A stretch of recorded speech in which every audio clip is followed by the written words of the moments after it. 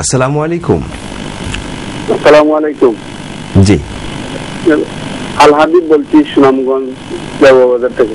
আচ্ছা, জি ভাই, আমার প্রশ্ন, বিতির নামাজ ইব্রাহিমের কাছে বিতির নামাজ এক মিনিটে আমি আদায় করি, তো একজন ইমাম সাহেব বলছেন যে এই এক মিনিটে নামাজটা আদায় হবে না, কারণ এটা আবু হানিফা মাযহাবে নেই। তো এটা কি প্রফেসর ইব্রাহিমের মতো দেখলাম যে উনি বলছেন যে এক মিনিটে আদায় করে, এবং যে রফে আদান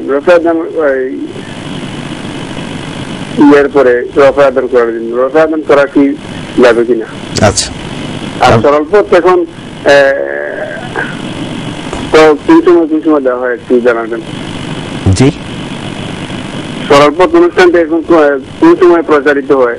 জি, যে সময় আপনি দেখছেন আজ থেকে আপনাদের প্রিয় অনুষ্ঠানে সরলপথ লাইভ দেখবেন আপনারা প্রতি সোম, বুধ এবং জুমাবার রাত 11:05।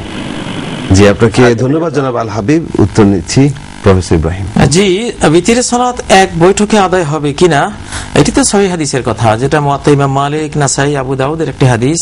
সহিহ ফিকহ সুন্নাহ গ্রন্থে সেই হাদিসটি এসেছে। আয়েশা সিদ্দিকা রাদিয়াল্লাহু তাআলা আনহা বলছেন যে কানা রাসূলুল্লাহ সাল্লাল্লাহু আলাইহি ওয়াসাল্লাম ইজা আওতারা বিসালাসিন লাম ইয়াকুদ ইল্লা ফি আখিরিহিন্না। নবী সাল্লাল্লাহু আলাইহি ওয়াসাল্লাম যখন 3 রাকাত বিতির পড়তেন শুধু একটি বৈঠক করতেন, সেটা হলো সর্বশেষ, অর্থাৎ তৃতীয় রাকাতে তিনি শুধু বসতেন, দ্বিতীয় রাকাতে বসতেন না, এক নাগাড়ে যদি পড়ার ইচ্ছে করতেন তাহলে।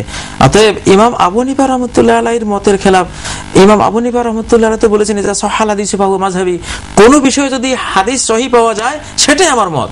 তাহলে ইমাম আবু হানিফা রাহমাতুল্লাহ আলাইহির মতে তো বরং এটাই হওয়া উচিত যে যেহেতু মাঝখানে বৈঠক করে আবার উঠে গিয়ে যে সালাতের সিস্টেম, এই ক্ষেত্রে কোনো সহিহ রওয়ায়াত নাই।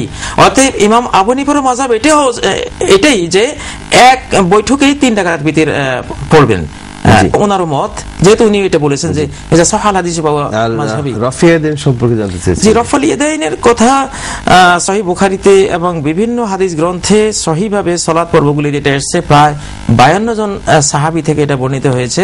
বারা ইবনে আযিব থেকে যেটা বর্ণিত হয়েছে সহিহ বুখারীতে, সেখানে এসেছে যে ওয়াইন্দাল খাফদে ইলার রুকু, যখন রুকুতে যেতেন, ওয়াইন্দাল রাফা মিনার রুকু, যখন রুকু থেকে উঠতেন তখন এটা করতেন। আর রফাল ইয়াদাইন তো সবাই করে, বিশ্বের সকল মুসলিমই রফাল ইয়াদাইন করে।